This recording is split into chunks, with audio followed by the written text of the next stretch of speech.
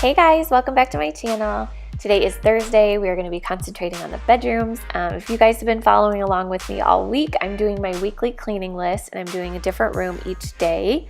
So we are almost done. The cleaning list that I'm following right now, it's actually a cleaning pad that my friend and I made, and we're selling them on Etsy. And for this next week, I wanted to run a special for you guys. If you wanted to get the cleaning pad, it's half off right now. So I will put the link down in the description box if you guys want to go check it out.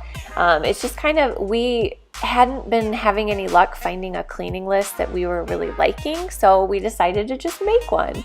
And I like having the pad of paper handy. I keep it on my little desk, and it tells me what I need to do for that day. So you guys should go check it out.